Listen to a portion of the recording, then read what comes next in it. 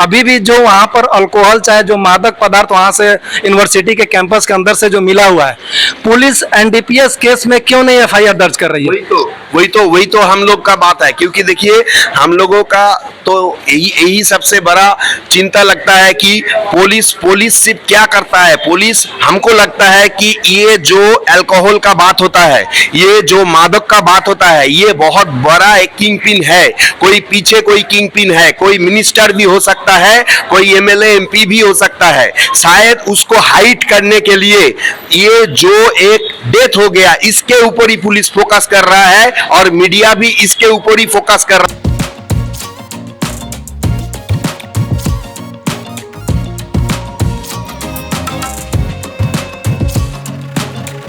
Jadavpur university का मामला गर्मा गर्म है।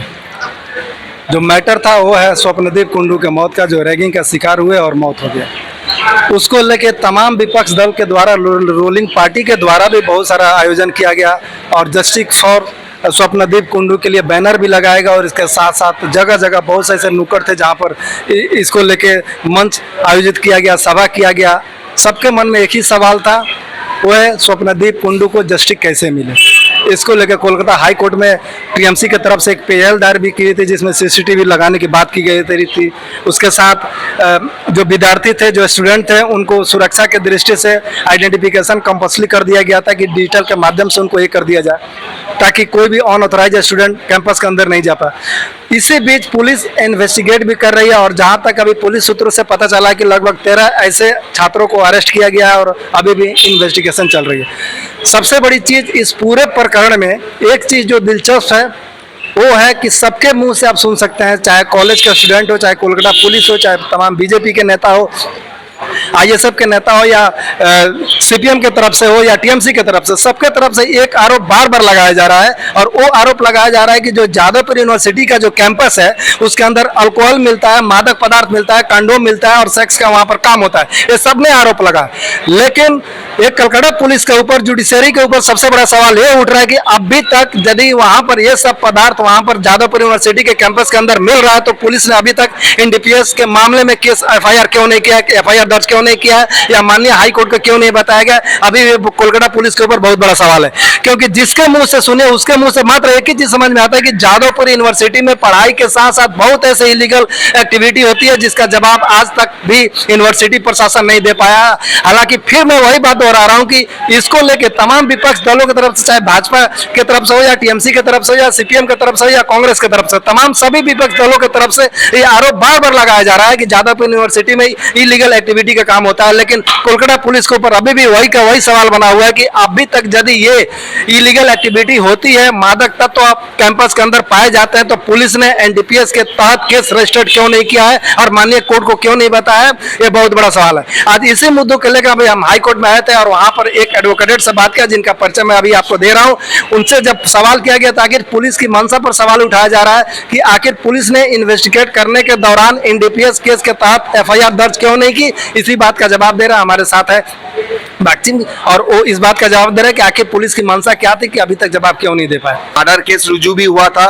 और इसके सिलसिले आप लोग जानते हैं कि पुलिस ने 14 आदमी को गिरफ्तार कर लिया। पूरा इंडिया से गिरफ्तार किया, जम्मू कश्मीर से गिरफ्तार किया, दिल्ली से भी एक लड़का को गिरफ्तार किया जो कि मान रहा था कि उस कॉलेज का एक स्टूडेंट था। इसको सिलसिला में हम लोग केस भी किया, केस अभी चल भी रहा है कोर्ट में। लेकिन सबसे बढ़िया जो अपडेट जो हमको रहा है, हमको लगता है हम लोग का जो दावी था कोर्ट में कि यूजीसी का जो गाइडलाइन है वो गाइडलाइन को फॉलो करना चाहिए और स्टेट गवर्नमेंट ऐसा फॉलो अप ठीक से नहीं कर रहा है। तो उसका एक तो अपडेट आज स्टेट गवर्नमेंट का तरफ से आया जो हमको बहुत अच्छा लगा कि आज 38 लाख रुपया सैंक्शन हुआ, आज ही हुआ। वो शिक्षा दफ्तर है जो पश्चिम बंगाल का, वो शिक्षा दफ्तर ने सीसीटीवी लगाने के लिए पूरा यूनिवर्सिटी का कोना कोना में सीसीटीवी लगाने के लिए ये पैसा सैंक्शन किया, वो आज ही किया। हमको लगता है कि आगे चल के ऐसा कोई इंसिडेंट नहीं होगा, किसी भी यूनिवर्सिटी में इस डेट में नहीं होगा, यही हमको उम्मीद है। और हमको और भी एक चीज जो हम पहले से ही बोल रहा है कि ये जो एनडीपीएस का जो सिलसिला है वहां पर दिखाया है कि गांजा चरस और ये खुला आम दारू ऐसा मिलता है और शाम 7 बजे के बाद खुला सेक्स होता है वहां। तो एक तो यूनिवर्सिटी जो देश का पहला 5 यूनिवर्सिटी में जिसका नाम है उसका ऐसा गंदे हरकत जो मीडिया वालों ने दिखाया, इसका ऊपर पुलिस आज तक भी कोई भी केस नहीं किया। ये हमको ऐतराज है, क्यों नहीं किया। इस पॉइंट को लेके हम कोर्ट को अगले दिन को जो सुनवाई होगा हम बोलेंगे और शायद हमको लगता है कि इस पॉइंट के लेके अगर हम लोग आगे चलेंगे तो इस पॉइंट से भी ये जो रैगिंग का जो बात है, जो रैगिंग का बात में भी हाईलाइट होगा। और दूसरा जो केस बनेगा एनडीपीएस का आप लोग जानते हैं कि एनडीपीएस का जो हर रोज जो सेक्शन होता है 37 सेक्शन 2 सेक्शन 27 20 सेक्शंस जो consumption of alcoholic drugs, consumption of drugs is also a crime. So इसको लेके पुलिस क्यों कुछ नहीं कर रहा है। हमको लगता है कि इसका ऊपर हमने एक एफआईआर लिख रहा है, वो एफआईआर कंप्लेन लिख रहा है, वो कंप्लेन आज या कल हम भेज देंगे और राज्यपाल को भी भेजेंगे, मुख्यमंत्री को भी भेजेंगे और जादवपुर थाना में भी भेजेंगे, क्योंकि हमको लगता है कि ये ड्रग्स का एक बहुत बड़ा चेन है जो हो सकता है रैगिंग में मदद करता है। और जो लोग रैगिंग करता है वो ड्रग्स का जो पैसा वो जो आदमी